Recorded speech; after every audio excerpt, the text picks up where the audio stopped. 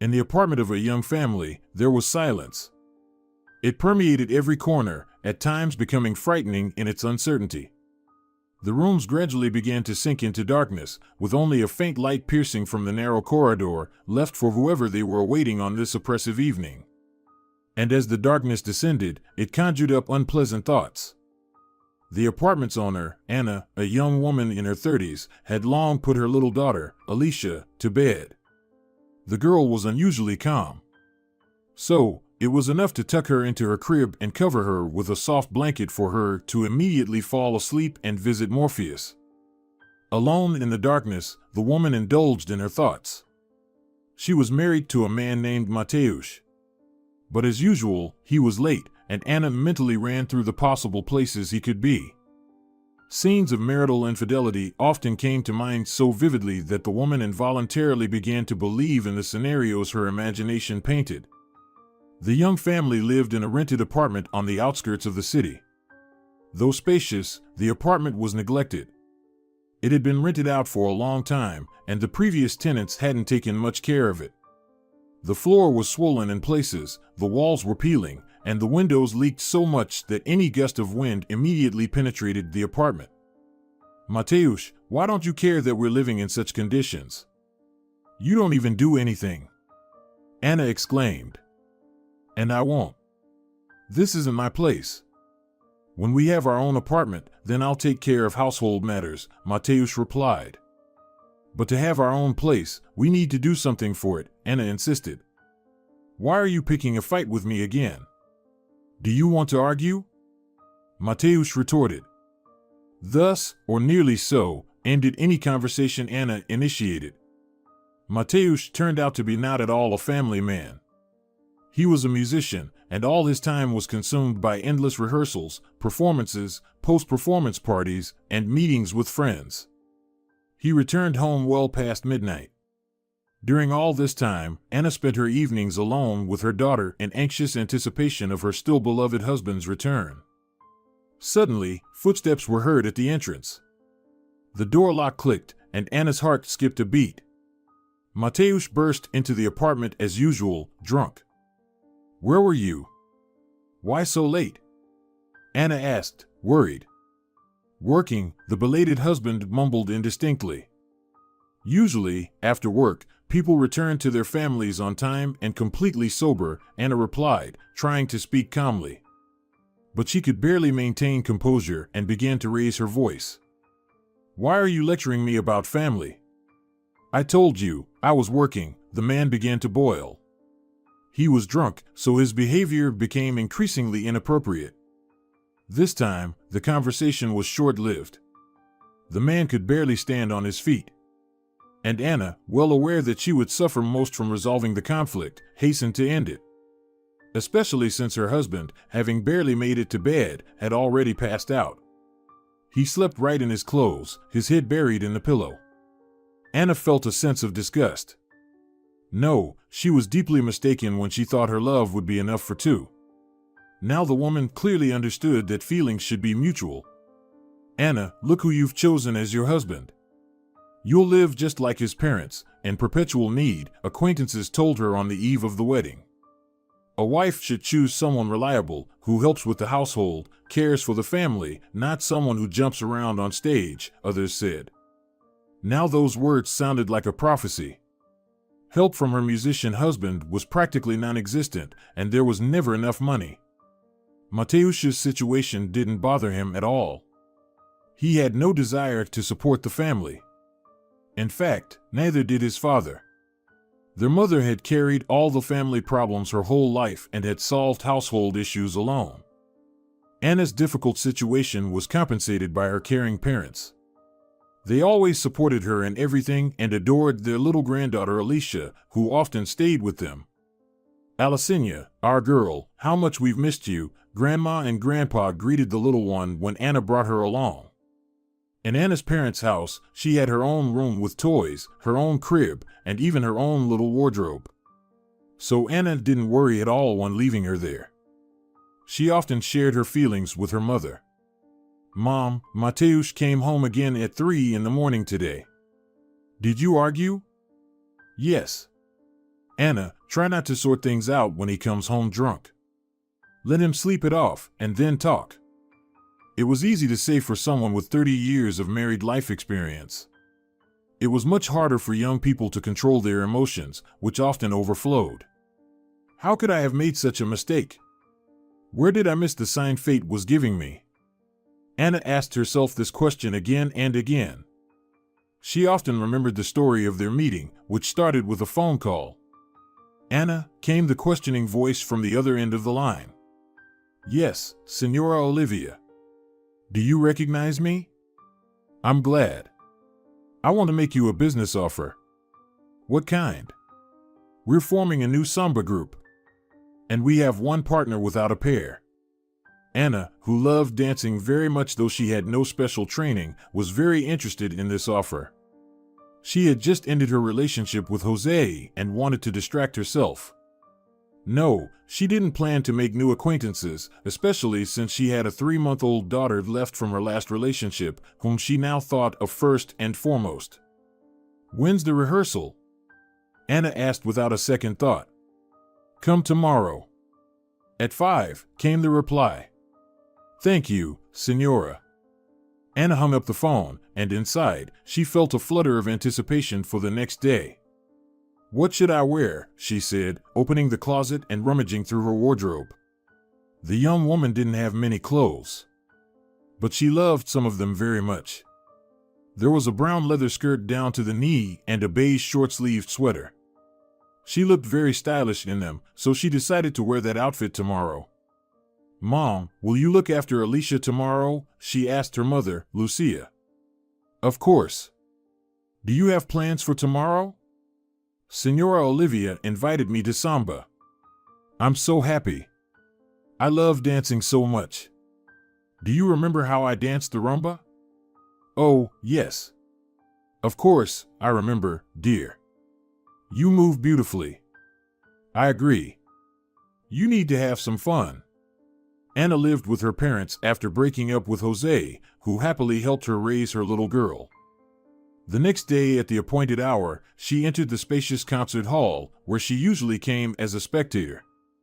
The hall was dimly lit, with only the stage illuminated, where the same Senora Olivia who had called her the day before was already standing. The woman briskly moved around the stage, explaining something to a couple who had apparently arrived for rehearsal just before her. She was just over 30, and to Anna, she seemed like a true artist. The woman wore a flowing dress that accentuated every movement, the kind usually worn by ballet masters. Anna, you've come? Yes, Senora Olivia. Don't call me Senora. We're almost the same age. Your partner should be here any minute now. In the meantime, you can sit in the hall. Anna sat in a plush burgundy chair and continued to watch with interest the action unfolding on the stage.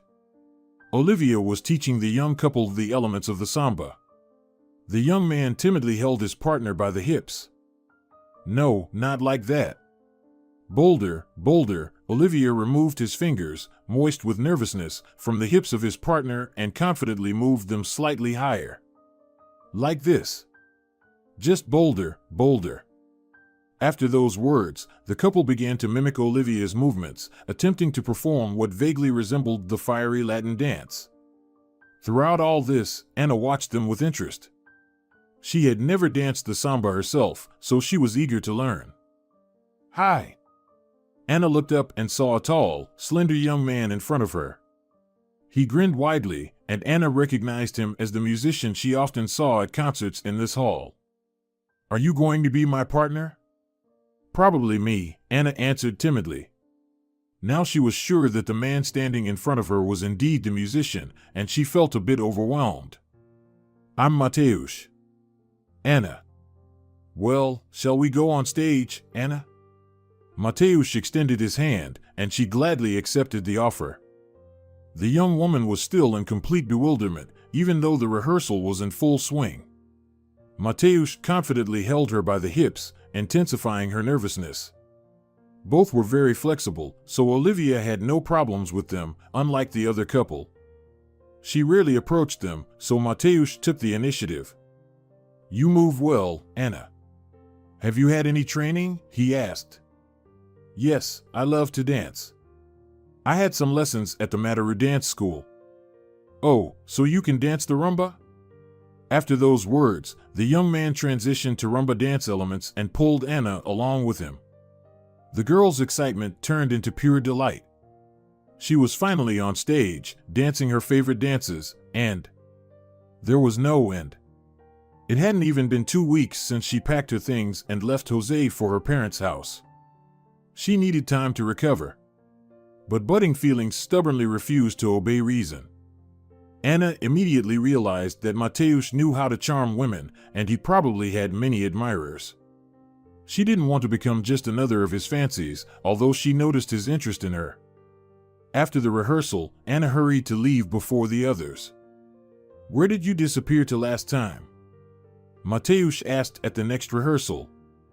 I have a little child, so I was in a rush to get home, Anna replied. She hoped that after these words, the young man would lose all interest in her, but she was mistaken. That's great. How old is your child? 2 months. Can I meet them? Anna didn't expect such a reaction, so she didn't know what to say. I also have a daughter from my first marriage. I love children very much. Anna was beginning to understand that she couldn't resist her feelings. She was utterly enchanted by this tall brunette, and his interest in her child completely won her over. After a few rehearsals, she allowed him to walk her home. Anna couldn't remember what they talked about, but she vividly remembered their first kiss, so hot and passionate, a sensation that lingered on her lips the rest of the evening. Now, she was in no hurry to go home after dance lessons. Each time, she and Mateusz would rush to his place to spend a few moments alone. He lived in a small but very cozy apartment. Anna liked everything there, the tiny kitchen and the small living room that also served as a place to relax and sleep, even though there was hardly any furniture. There was just an old sofa with brown upholstery where they usually spent their brief moments after rehearsals. The rest had been taken by his ex-wife when she left him with their child. Why did you split up? Anna dared to ask after a few meetings. She cheated on me. Openly, in a very vulgar and offensive way. Didn't you ever wonder why she did it? I still ask myself that to this day. So, you haven't let her go yet? Anna asked, disappointed. No, I don't even want to hear about her. But Anna understood that the flame for that wayward woman had not yet extinguished, and she was just a way to try to snuff it out. Had she been a bit wiser at that moment, she might have seen his true nature. But her feelings for Mateusz overshadowed everything. With every meeting, she fell more and more in love with him. Mateusz joyfully stayed with Alicia, knew how to keep her entertained, and spent a lot of time with her. Not every man is capable of dealing with children. But he was skilled at it. For Anna, this became the final argument in her feelings for Mateusz. Well, the penultimate one. The last was a toy rabbit given to Alicia for Christmas, which the little girl wouldn't let go of for a minute. Is this not a sign that it's possible to build new relationships? They had the wedding just 4 months later. Her parents unintentionally nudged her towards this decision. They saw how Mateusz treated Alicia and decided he would make a good father for her. Perhaps they also wanted to relieve themselves of the responsibility for their daughter and granddaughter, who lived with them.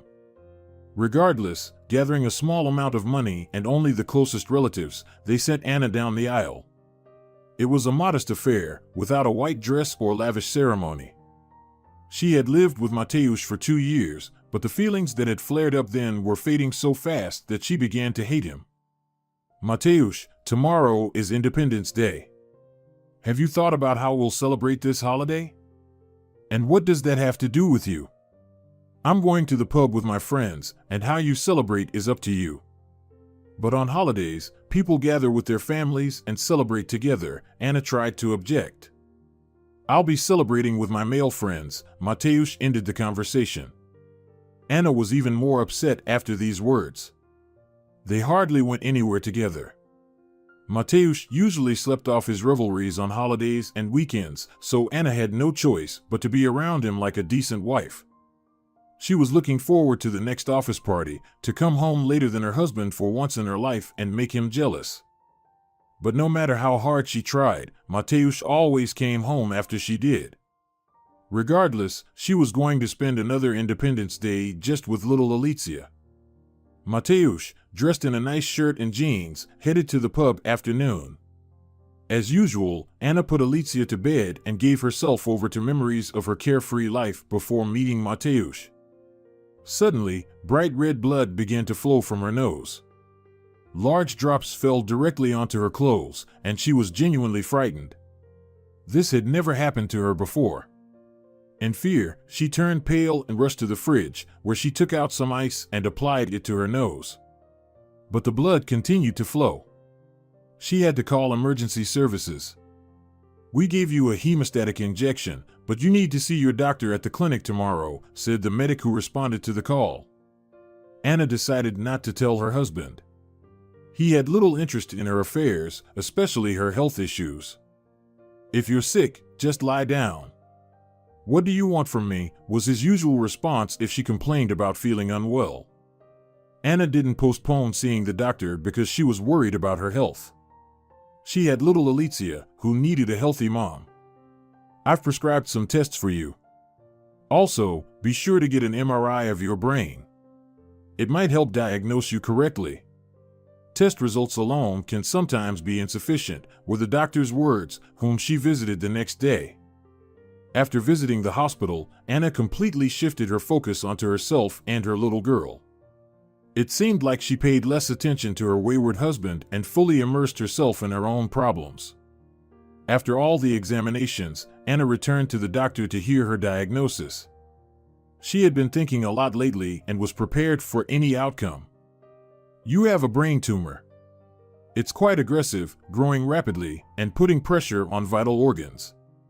So, if it's not removed, you will gradually start losing your functional abilities, speaking, walking, seeing, and so on.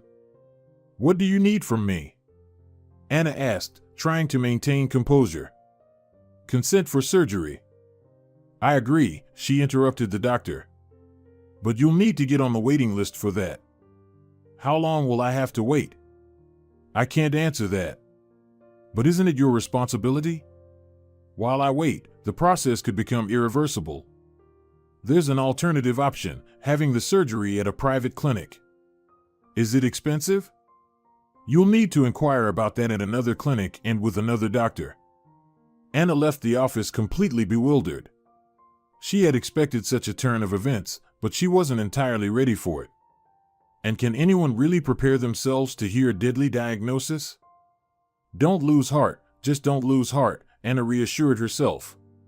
She had a very strong motivator for her loving parents and little Alicia.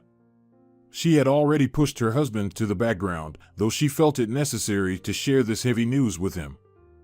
"Mateusz, I need surgery," she said to her husband when he returned home earlier than usual. "If you need it, do it," he replied indifferently. "But it's urgent, as any delay could make me disabled." "I don't have money, and I'm not going to take care of a disabled person either. So, solve your own problems." "I didn't expect any other answer," Anna concluded, unfazed by what she heard from her husband. Yes, usually spouses vow to be together in joy and sorrow. But not this time. Anna had to face this sorrow alone. Without postponing the matter, she found the address of a private clinic where such operations were performed. It was Dr. Eduardo Braga's clinic. He was a renowned surgeon known for his brilliant operations. She read very positive reviews about one of the doctors and decided to choose him. "You'll need to undergo examination at our clinic. Only then can I make a final diagnosis," the doctor said during the first visit. "I agree," Anna replied. She had saved up some money and could afford the examination. She hadn't asked yet how much money would be needed for the surgery if necessary. Anna sent little Alicia to her parents, warned Mateusz, and went for the examination. It was a very decent hospital. In the ward where she was placed, there was another patient. Anna was given a soft gray knit suit with the clinic's emblem and brought lunch. It was a large tray with specially designated spots for drinks and food. The plates emitting the aroma of delicious food were covered. There were fruits and several types of bread. The meal was, to say the least, not typical hospital fare. "Don't be embarrassed, they always feed like this here," her ward neighbor replied. She approached Anna and extended her hand. "I'm Victoria, what's your name?" "Anna." "Are you here for long?" "However long it takes. If you feel like it, you can share." Anna had no desire to engage in conversation with anyone, and after lunch, she decided to lie down for a while to rest. Lately, she had been quite overwhelmed and wanted to get some proper rest before facing the upcoming examination actively. Her condition wasn't bothering her yet, but she couldn't shake off the feeling of anxiety. 30 years old, the most active and vibrant age. She wanted to live a full life, take care of herself, her child. Now she vividly understood that she had spent the last few years on someone who didn't deserve her attention. She no longer felt the need to see him, seek advice from him, or spend time with him. This situation made her look at her life completely differently. "No, I won't go back to him anymore. We don't have a joint apartment, no children. We'll break up, and that will be the end of it," Anna pondered. But deep down, there was still hope that Mateusz would suddenly show care and sympathy towards her, and everything would be different between them. Yes, love is a tricky thing. It often pushes us to actions that, guided by reason, we would hardly ever dare to take. "Anna, they're waiting for you," the pretty nurse interrupted her brief nap. "Already? I thought they'd only attend to me tomorrow." "The doctor is reviewing your medical history and wants to speak with you personally. Give me a couple of minutes. I need to freshen up." Anna got up from the bed and went into the bathroom. It was like in an expensive hotel, all made of expensive ceramics. The floor was heated, and there were electric towel warmers built into the wall. Here awaited her a white terrycloth robe and an equally soft towel. Yes, the service here is truly top-notch, Anna thought. She quickly freshened up and went to the doctor's office. Pausing at the door, she timidly knocked. "Yes, come in," a deep male voice sounded. Anna entered the office. Her attending physician was sitting behind the desk. His name was Umberto Soles. He was carefully reading her medical history, flipping through the pages. The man looked up and adjusted his glasses, which had slipped to the tip of his nose. "Ah, Anna. Please, have a seat," the doctor gestured for her to sit across from him. Anna, as a dutiful patient, complied immediately. "Based on your previous examinations, you have an aggressive form of tumor." "Yes, I know," she replied completely calmly. "I'll need to conduct further tests to confirm or refute the diagnosis. This is standard practice. If it's a serious condition, it needs to be confirmed by at least 2 or 3 specialists." "Yes, I understand. Do whatever is necessary." Umberto carefully looked at his patient. He was somewhat surprised by her composure. A young, beautiful woman, she dignifiedly accepted her uncertain situation. Doctors often had to reassure their patients when it came to serious illnesses. But this was more of an exception. "Will anyone be visiting you?" the doctor asked. "If so, I'll need to issue a pass." "No, no one will be coming to see me." Umberto was even more surprised by the response. Moreover, he noticed the wedding ring. So, the woman had at least a spouse. This situation somewhat alarmed him. But patients' personal lives are primarily their own concern. Anna left the doctor's office and headed home. "So, what did the doctor say?" Vittoria asked. She was terribly curious and very talkative. As a woman of a certain age, she was interested in the personal lives of the young. Her children had already grown up, there was no spouse, so there were hardly any significant events in her life. He said that a complete examination will be needed to confirm or refute the diagnosis. "Yes, that's usual. I came here with a terrible diagnosis myself, but it turned out that things weren't so bad after all. I just need to undergo a course of treatment, and I'll be able to return to my old life. Thank goodness, my children placed me in this clinic.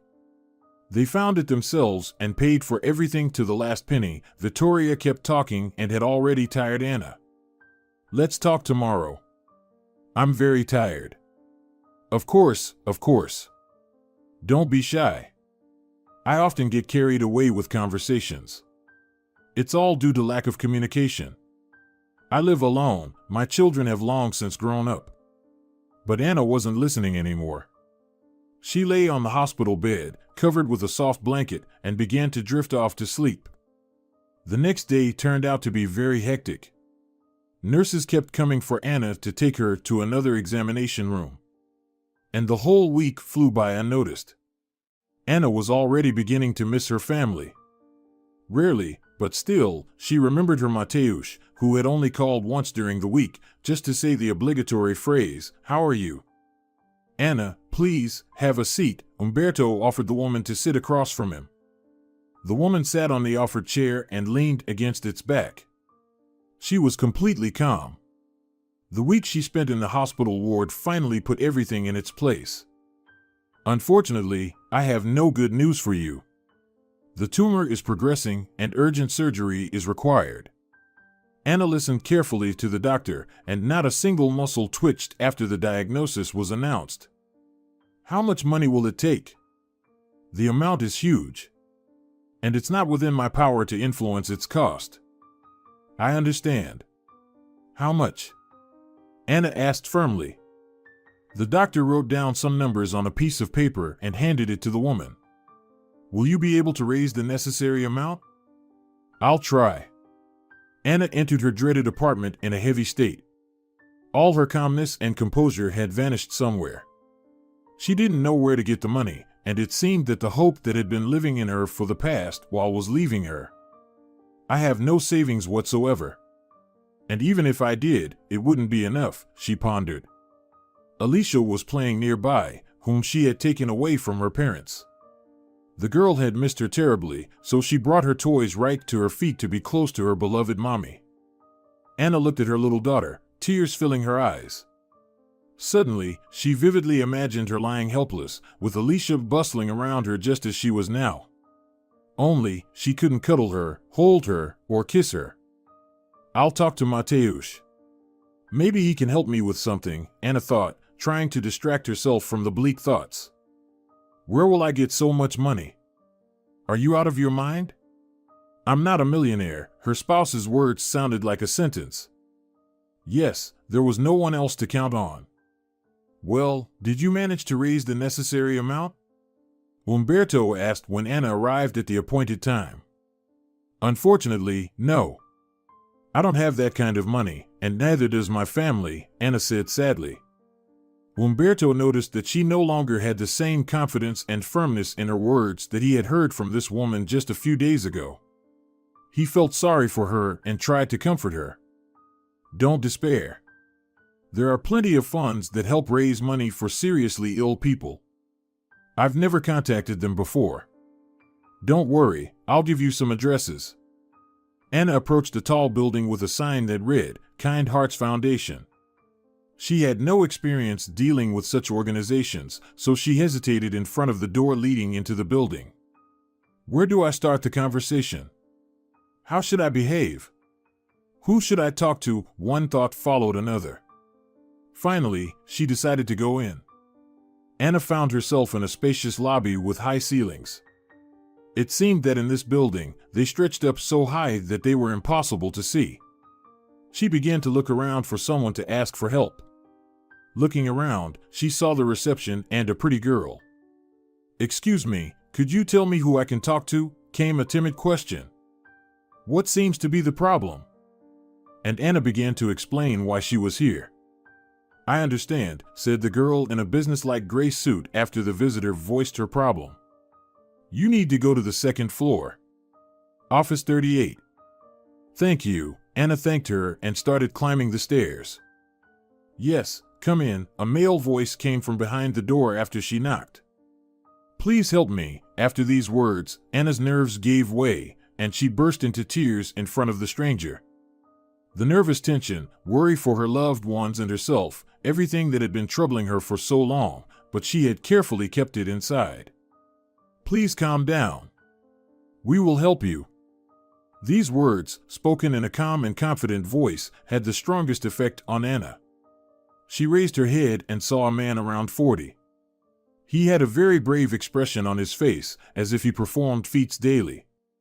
Though his job was indeed a feat, only those who are strong in spirit and capable of empathy can help seriously ill people. How Anna hadn't been lucky with such people until now.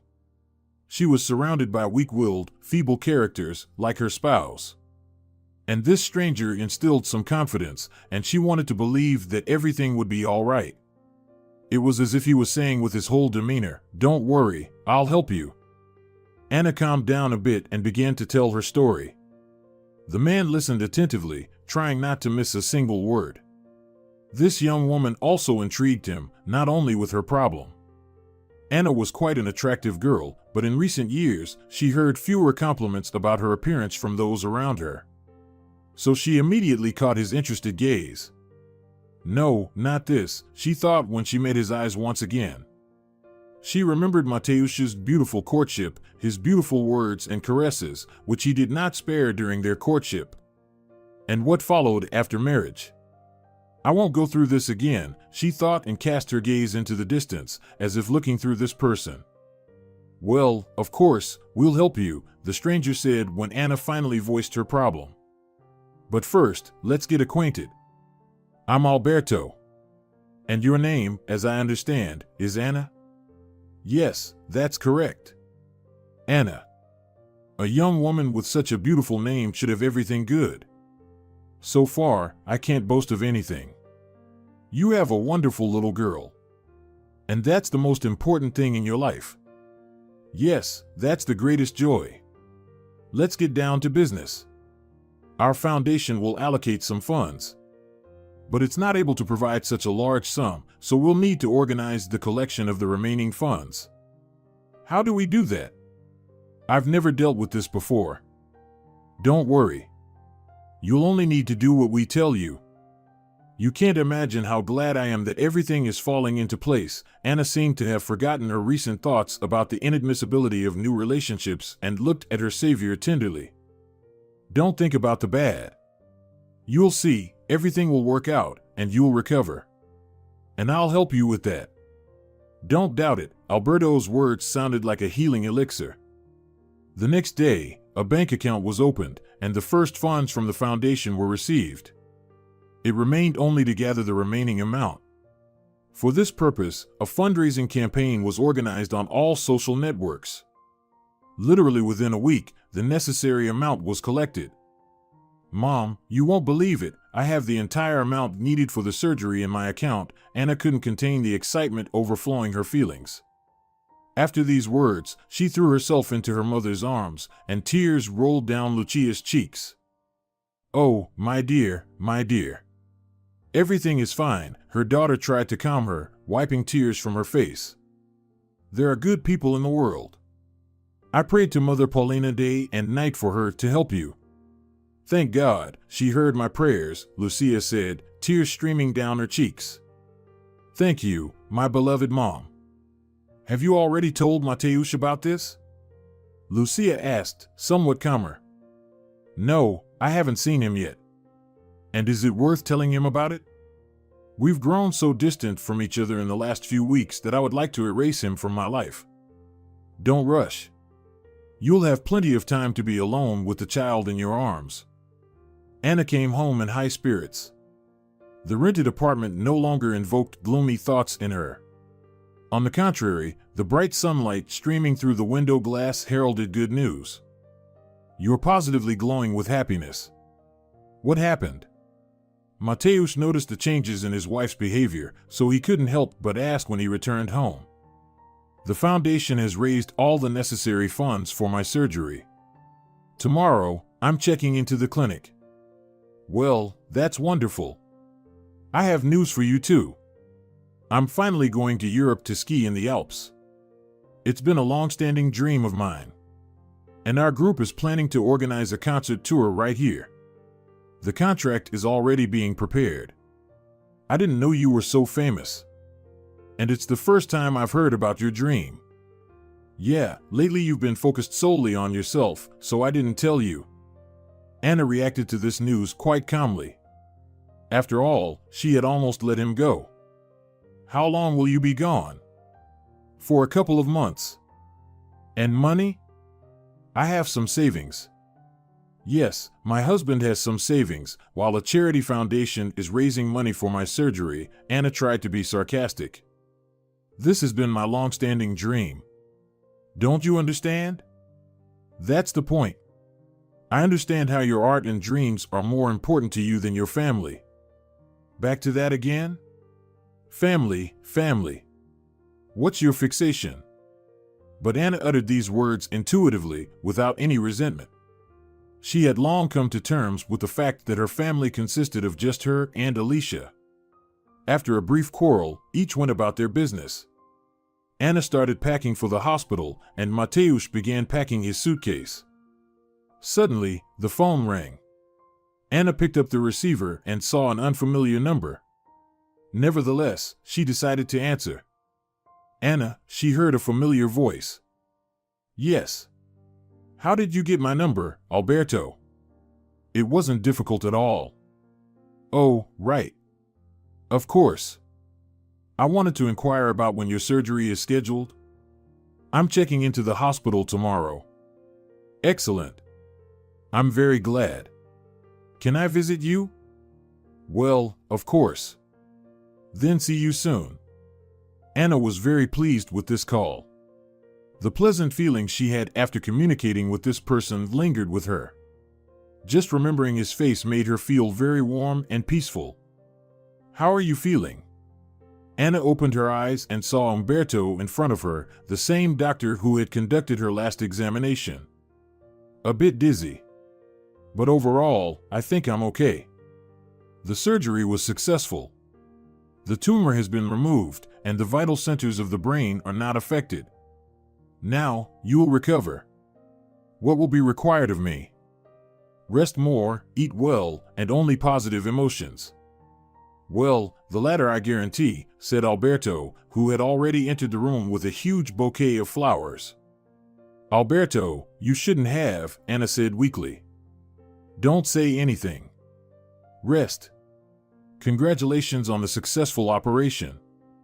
After these words, he left. With such a patron, you'll recover quickly, the doctor smiled.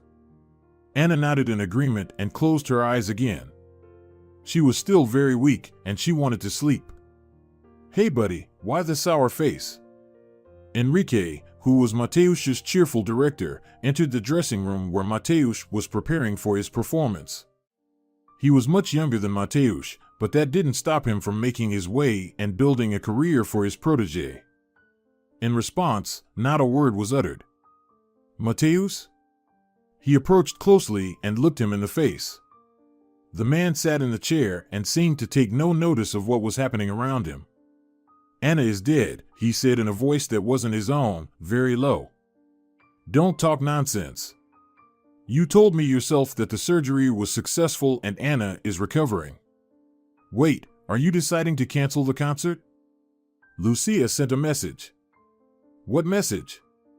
Enrique snatched the phone from Mateusz's hands and began frantically searching for the message Mateusz mentioned. Finally, he found it and started reading. Anna's kidneys failed after the surgery. The doctors couldn't do anything. Your wife is no more. Is this some kind of joke? Is she playing a trick on us? Enrique spoke, still not fully understanding what had happened. Alicinia, little one, how is she now? Mateusz continued in the same unfamiliar voice. All right, that's enough. Anna can't be brought back now, and you have a concert in an hour. Do you want to say that you've decided to throw away your career just like your fiancé? Are you out of your mind? Mateusz began to boil. I might be in mine, but it seems like you forgot we have a 6-month contract. And if we breach it, we'll be in deep trouble. So mourn after the concert, which you'll play flawlessly, Enrique concluded. Mateusz couldn't remember how he performed at the concert, what he did, or what he said to the audience. But after it ended, he collapsed into the nearest bar, where under the influence of copious amounts of alcohol, he fell into complete oblivion. Enrique left him alone for a few days. Afterward, Mateus began to gradually regain himself and return to his concert activities, as the contract demanded. Ladies and gentlemen, the plane is beginning its descent. Please fasten your seatbelts, the young redhead stewardess recited her standard phrase, and most of the passengers immediately became lively. Some started calling their loved ones, others engaged in lively conversation with their neighbors, whom they would soon bid farewell to. Mateus sat by the window and was deeply contemplative. 6 months had passed since he became a widower. He didn't know where to go now. The apartment where he and Anna lived together was rented. He was now a complete stranger to Anna's mother, just as he was to Alicia. But he decided to visit them first, to find out where his wife was buried. Anna is buried at the Mombanda Cemetery. Our family crypt is located there. Lucia, not pleased with the guest, immediately provided the address where he should go. Mateus stood by the gravestone, lost in thought. Now, at her tomb, he began to clearly realize who Anna was to him. No, not just a beloved woman. She was his guardian angel. His wife endured all his antics, remaining obedient and caring. He began to understand that he had lost the family that Anna constantly reminded him of. And all this time, he had lived only for his own interests, oblivious to everything and everyone around him.